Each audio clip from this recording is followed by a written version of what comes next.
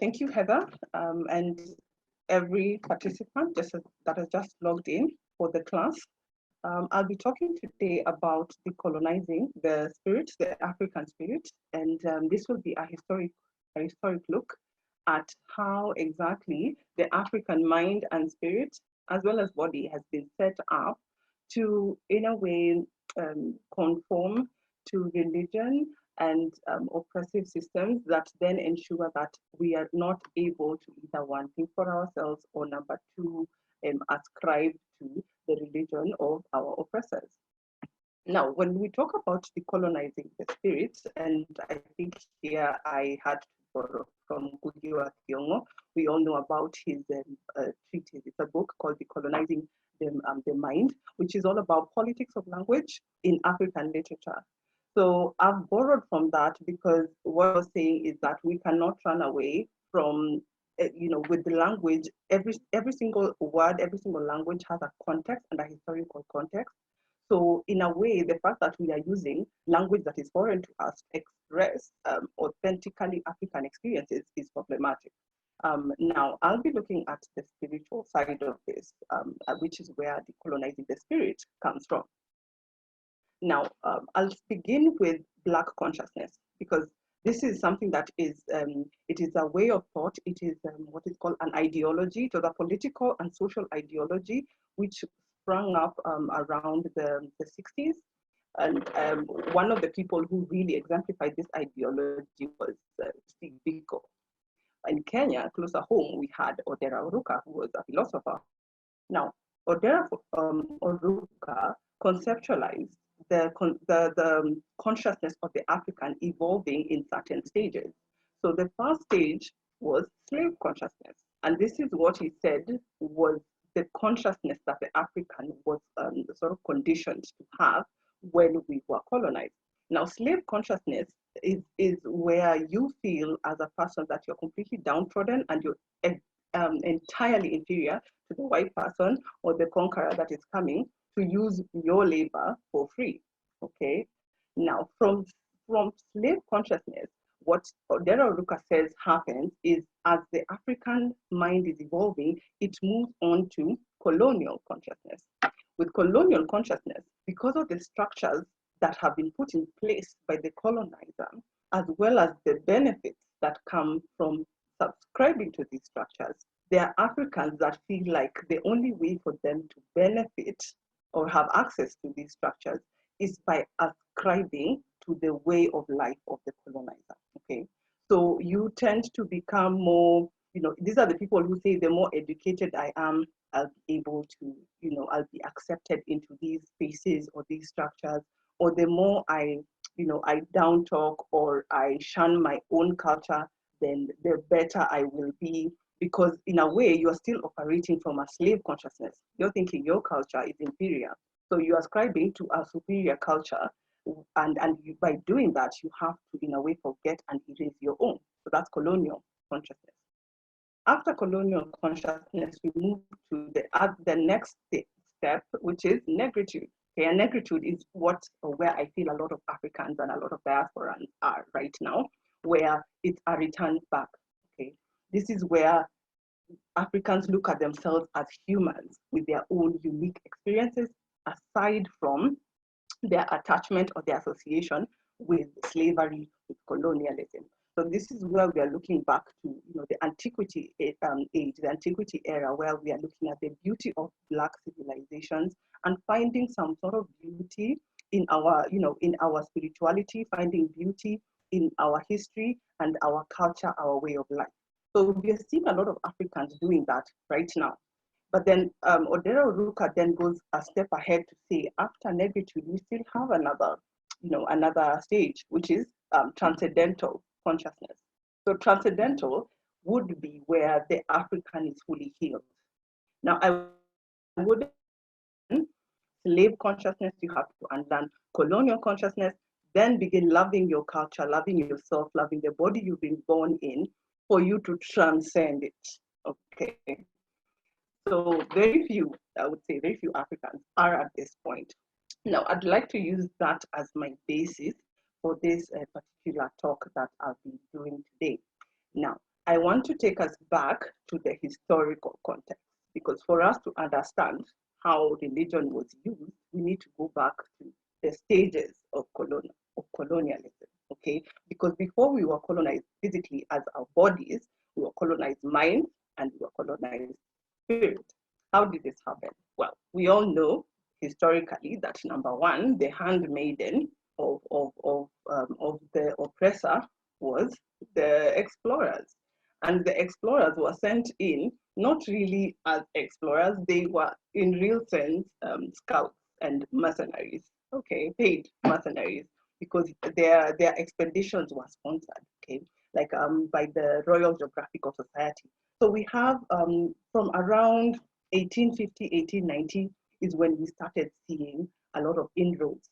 Around that time, yes, there was trade happening along the coast mostly, but the explorers then entered and went now further inland from that. Now, from 1850, East Africa has witnessed a lot of explorations, which was sponsored by London's Royal Geographical Society.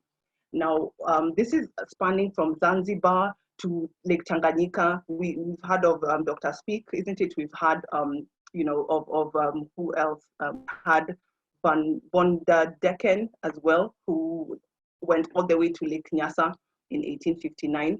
Now, how they painted themselves is as solitary white knights. They are coming to an area that is, you know, has no ownership. That's how they looked at it. Whereas there were inhabitants of those lands. Now, what they did is, after they came in to scout, they had to report. Okay, they had to report back to base, to headquarters.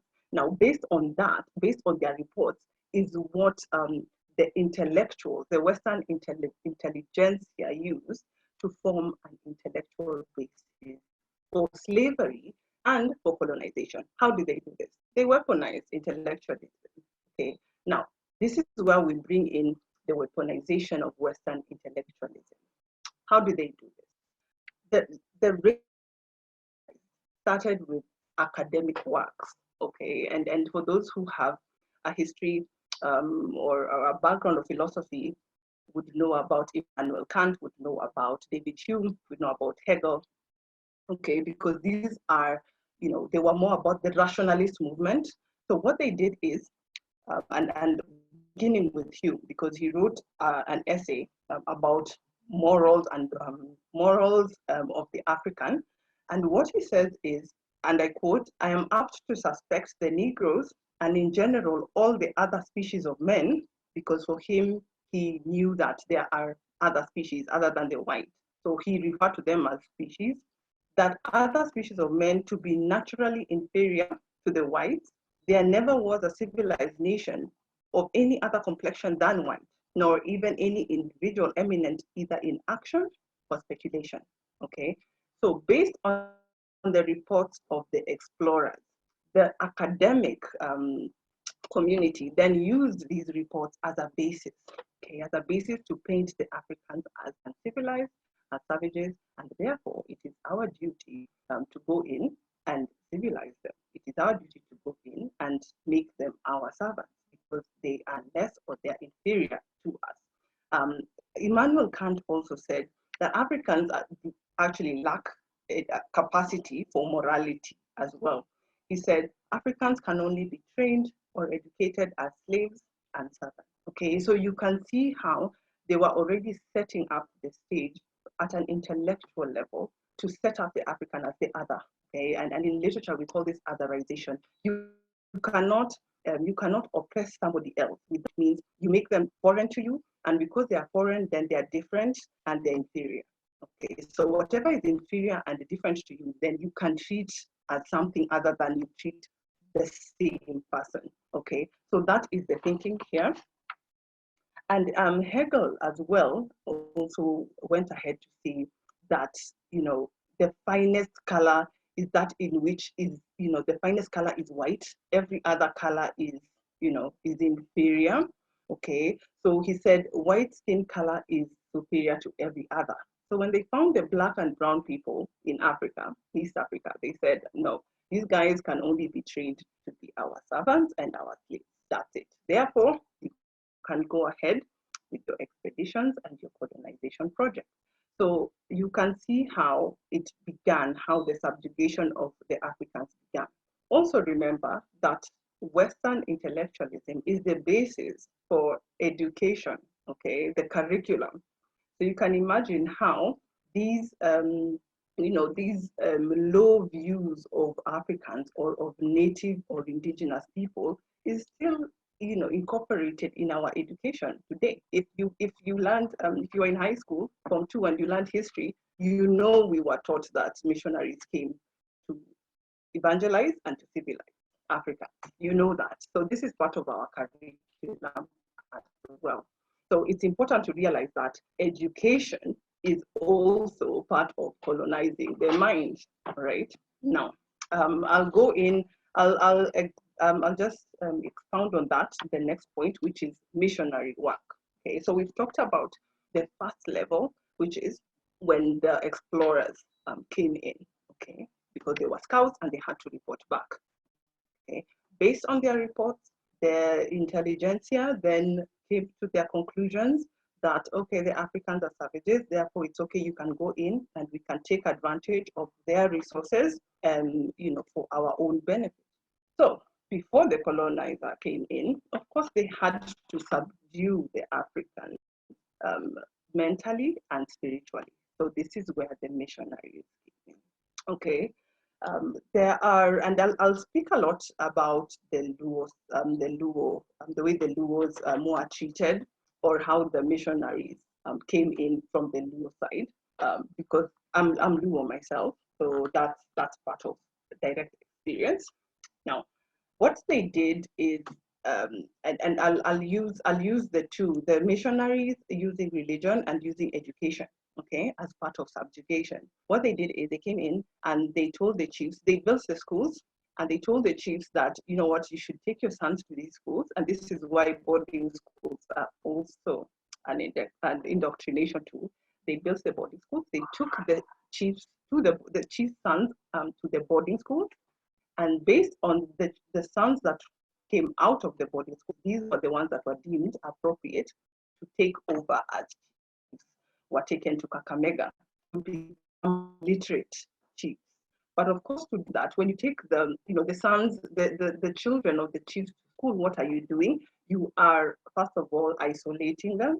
You are indoctrinating them into your way of thought, so that by the time they become fully seasoned and take over administration, they are no longer custodians of culture, because chiefs are custodians essentially of culture. They stop becoming that and become more of your tools. Okay, they become an extension of the colonial administration on the ground. So this is why they went in and used education and boarding schools as an indoctrination tool. Okay, so we also have we also see cases of this in Kikuyu land as well.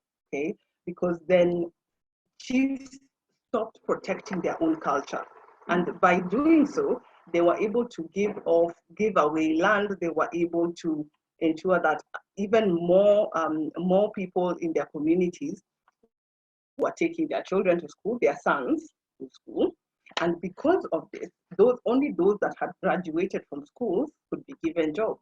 Okay, so you can see within 10 years, within a decade, because in Luo land, the missionaries landed in 1915. In 10 years, by 1925, an elite class had already been established. Okay, we had the chiefs, the educated chiefs, we had educated clerks, and everybody else that was aside from this system was, marginalized.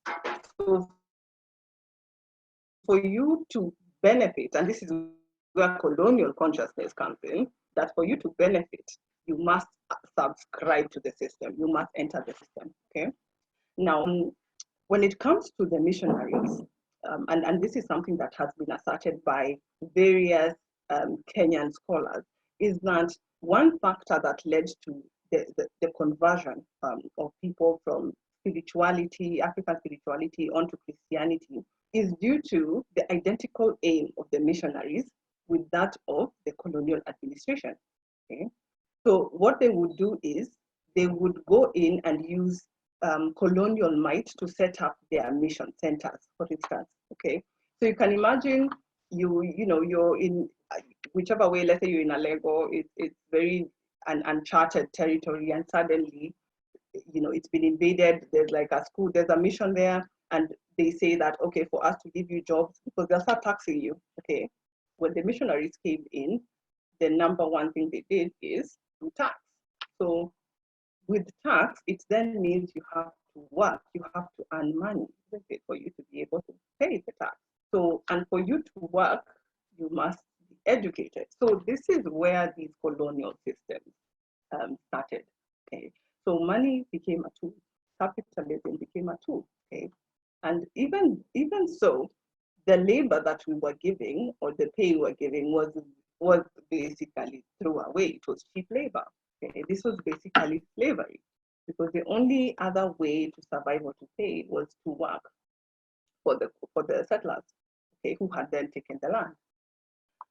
Okay, now the other way that the other method they used to convert Africans, and I'll use the Kikuyu experience for this, is that it was around World War I when it was breaking out.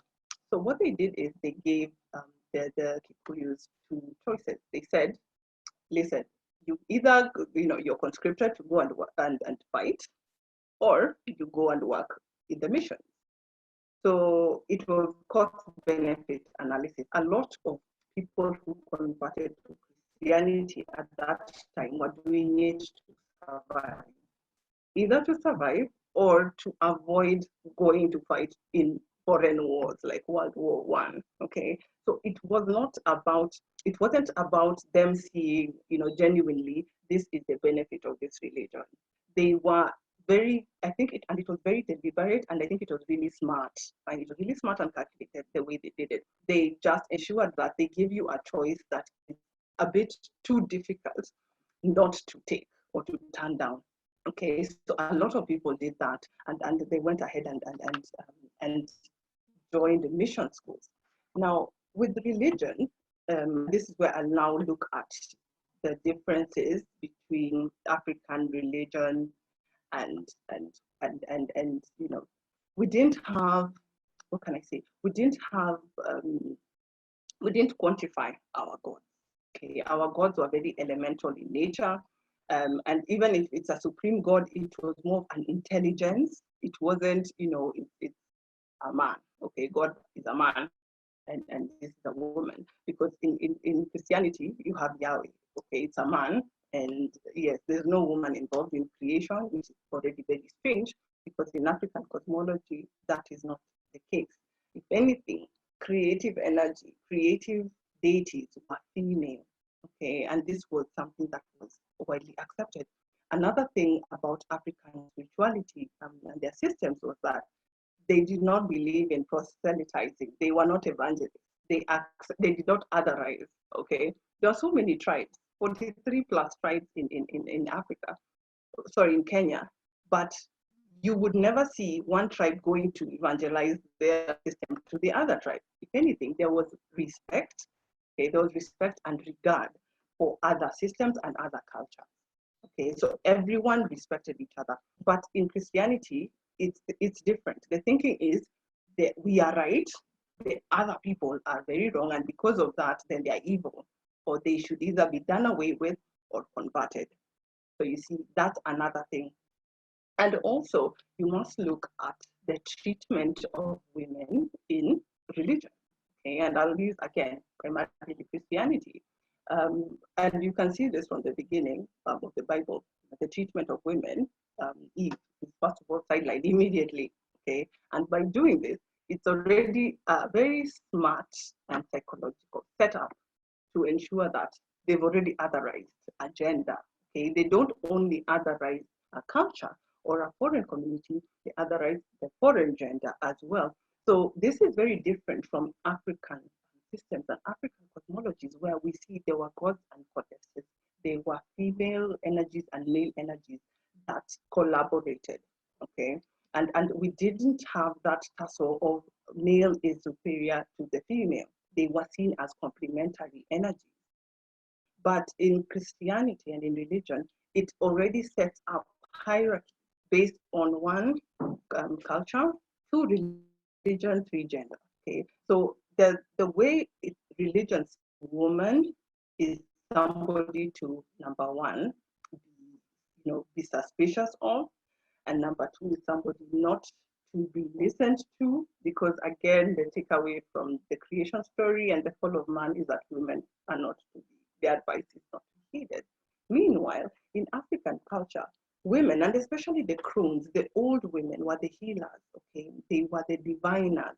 They were the keepers of wisdom and secret, okay? So religion entirely scattered the system, the social system, and the spiritual system of the African time. Okay, now how is decolonizing the spirit part of resistance? Because that's how I look at it.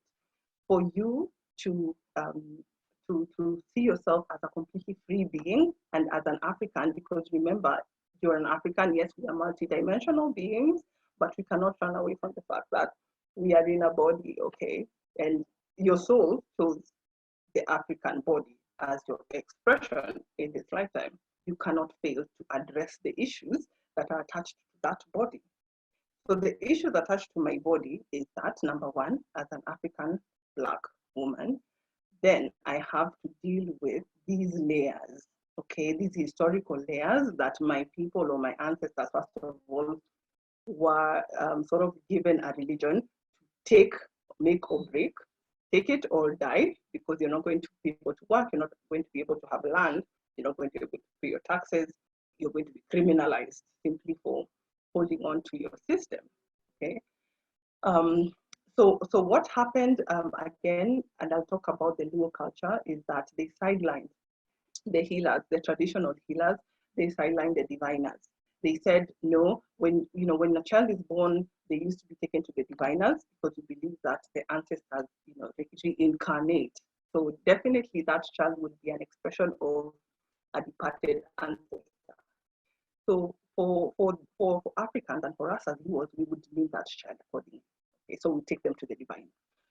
So what the church did is they went in, the missionary said, okay, let's cut this at the process at the beginning, meaning once a child is born, don't take them to the diviner, bring them to the church. Okay, so that's what people started to do, because there was also the element of shaming. Remember colonial consciousness? It was now around that time that people wanted to ascribe more to the ideal. Okay, but what began to emerge, okay, and this is with the indigenous churches, is that Africans, we have problems that are ancient, that predate the Bible. Okay, and this is why Africans could not entirely discard of their culture and their spirituality and their systems. And another reason is, this is why expressions then became, they were Christianized, indigenized expressions. So we see a lot of indigenous churches coming up. We also see cases where church leaders are going to traditional healers, okay? Because like I said, African problems are ancient, and religion is cultural.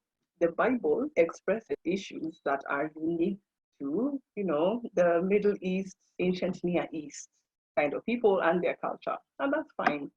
But how does that address the problem of me sitting all the way in East Africa? Because my problems are unique to where I am. Remember, context and history is everything.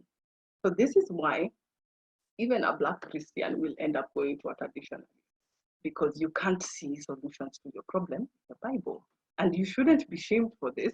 This is just showing how, and very clearly so, how religion is cultural. So another thing, how then in a foreign religion, your culture, okay, as an African, how? So you need to start reconciling. And actually, it's not even an issue of reconciling. It's an issue of unlearning it altogether, okay? It's an issue of unlearning it altogether, because then you have to also look at who are the leaders, the traditional religious leaders in these systems. Like I said, the defeminization of spirituality in religion, okay? Because we only see priests, okay? We don't see priestesses, do we? We only see nuns, and nuns are seen as in a way lesser in the hierarchy as than the priests. Meanwhile, in African situations, it's the other way around. It's the women who were the priestesses. They were considered the more, they were, because they were more intuitive and emotional. Emotions were not seen as a liability. They were seen as just a different way of expressing yourself. Therefore, an emotional person is more intuitive. Therefore, they are more able to make connections that are spiritual. So why can't women be priestesses? So you see, this is another way that religion defeminized, they defeminized it completely, and women were sort of sidelined from this entire system. So for me as an African woman, I look at spirituality and me embracing my culture, embracing my spirituality as a way of resistance, another way of unlearning what was taught all the way from 1950, okay, because my grandmother was born in 1920. So these are things that my great-grandparents went through. Now, for you, the beginning stage of you unlearning all this is by looking back to your history and your lineage. Okay? If you are lucky enough to still have your grandparents around, you do well to see what's happening to their parents because chance had landed. So they maybe did not have before colonization or before missionary luxury for them to take on religion. Right now, we are holding on to it as part of identity, which makes it really problematic because we are now in the age of information. We can look back, through people, through the internet, through the eyes of other people, and learn and educate ourselves. Okay, I was talking to somebody from Canada last year or the other year, and they were asking me why is it that Africans love to put God fearing everywhere in their bios. I am a God fearing person. Don't they have their own gods? They asked, but then they asked in all innocence and honesty. And of course I couldn't I couldn't tell them my full view, but I did. I agreed with him. I said, I mean, yeah, that's essentially the problem. We have our own gods, but we have gone ahead and taken on the gods of other people. So a lot of Africans, and if that is you at this point, you're at colonial level of consciousness, okay?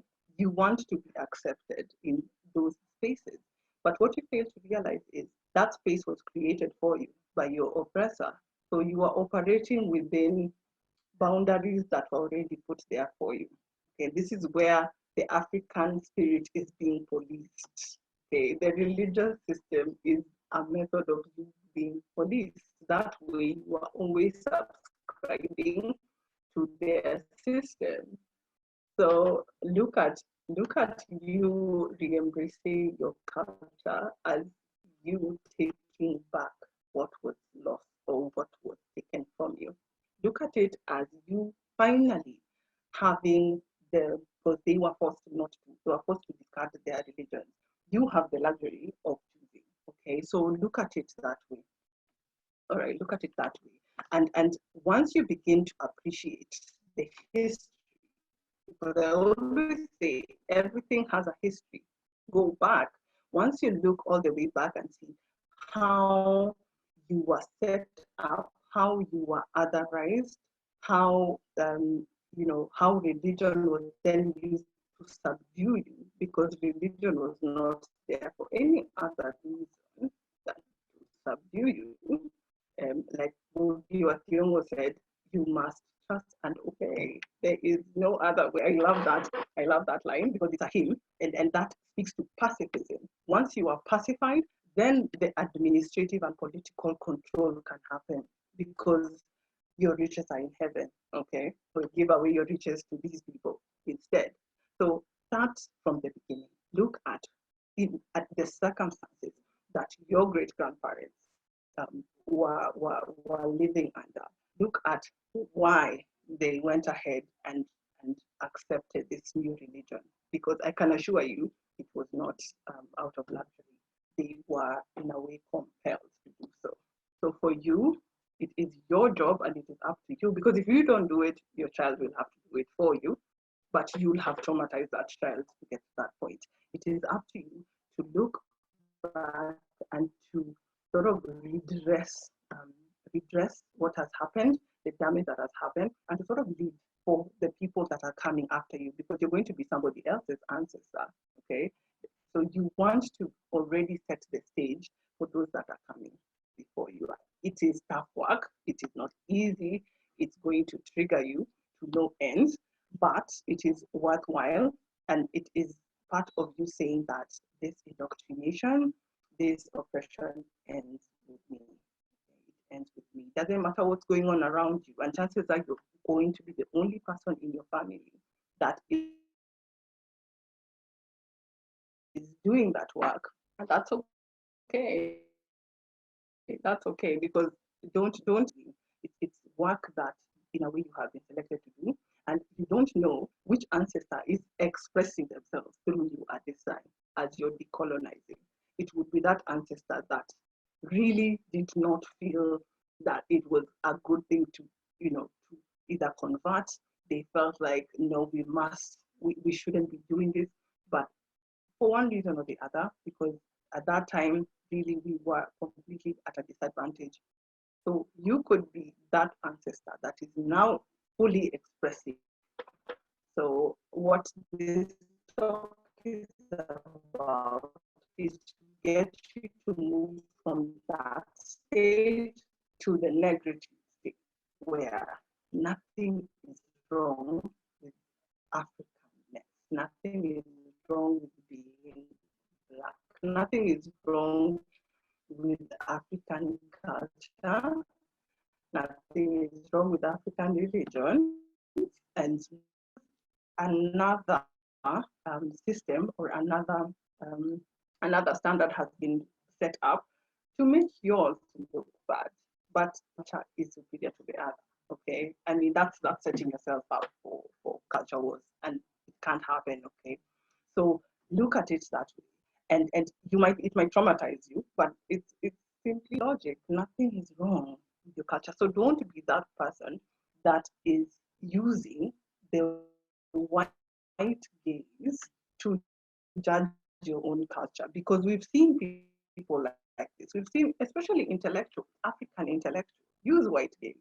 If you're the person talking down on your own culture, realize that your mouth is it's a foreign gaze. Everything that is, and would you expect them to? You would person who's speaking down to my culture, they don't understand it. But for you, it really it just means it's what is it called? Like Frantz Fanon said, white masks, black masks, white skins, black skins, white masks. Exactly. So don't be that person who is then putting on a white mask to judge your own culture, because for someone who's a bit well read or has a foundation, don't be that person. I would encourage you to study your history. I would encourage you to sit down with your, especially your grandparents, and the view of your family. We always have that one person who keeps like a family tree. So seek out those people. And this is not something that's going to happen in a day. It took me 18 years. I think this is my 19th year to get here. Okay, so commit to it, and don't really judge yourself, because you're going to have to uncover a lot of painful things that you have to address. So be ready for that.